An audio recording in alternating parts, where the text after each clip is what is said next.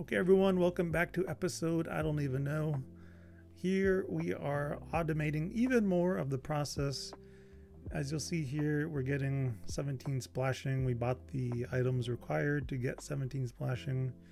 Now, my username is 50% bot. It's maybe like 90% now. Maybe I'm like 90% bot.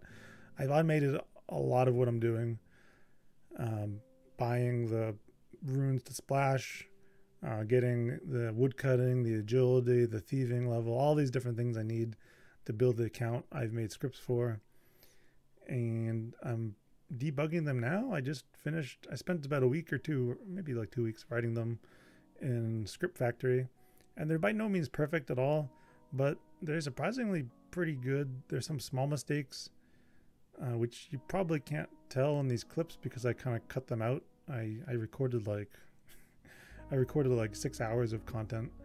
A lot of it's just like, thieving the tea stall, and that's pretty slow and boring. But and I cut out some of the mistakes. But as you'll see here, it just it gets to the right location, buys all the stuff, gets to the right location, does the splashing. The problem I had with this one is that it wouldn't switch to Fire Strike at 13, which is supposed to. So that's one of the things I have to fix. I think I had to set Fire Strike manually because I couldn't get it to work in this initial test, but I think I know the problem. So going forward, I could fix that. And then after it gets level 17 magic, it's supposed to teleport to Varrock and it's supposed to bank the items, but going forward, I would just bring a Camelot teleport instead and maybe bank there, or use the necklace of passage. I'm not sure if you could use that before you do these quests, but you could teleport here with that anyway, so I'll look into that. But you might just have to do the long run from Camelot.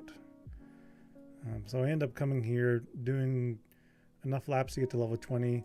Now if you're not familiar with Script Factory, you could set areas as check locations. In this case, I have an area around this log obstacle, I have an area around the net obstacle coming up, just about every obstacle here. And what I use that for is checking to make sure that the obstacle is within the area and that my character is within the area. And if those two are true, then it will interact with it. And it's important to have that because you want to make sure you're actually there instead of just randomly clicking on things. But you also want to make sure that you're clicking on the right thing. For example, in this obstacle course, there's 2 net obstacles. And so if you just tell it to click the net obstacle, it might click on this one that you're at now, or it might click on the other one, but you wouldn't know which one it's doing. And I guess, well, the bot wouldn't know which one to do, more importantly. So it's important to have area checks, in my opinion, but I've been trying to get away from area running or area walk twos, because if for example, you see those benches on the right there, if you tell your character to walk in that area and that bench just happens to be in the area, it could really mess up because it could decide to walk onto that bench tile, but it can't walk there, and then it'll just break the script. so you want to use like coordinate checks for walking. Like if my character is within this coordinate area, walk to this specific location, or I try to stay away from area walks now. So we're just going to get level 10 crafting via crafting leather gloves, and then we'll go do Flax. So now we're doing the Flax. One of the problems I had with this was initially I was doing a check where if the last inventory slot contained Flax, then sleep, and then if it contains bowstring, then bank. The problem I had with that was eventually I used up all my Flax, right? Except maybe the last inventory was 4 or so Flax left. So at that point, you'll never have a Flax or a bowstring in the last slot. So yeah, at that point, I don't remember exactly what I did for the check, but I had to alter that. And you kind of learn these mistakes that your script has along the way. And what I've been doing is I've been trying to make them work in their most basic form.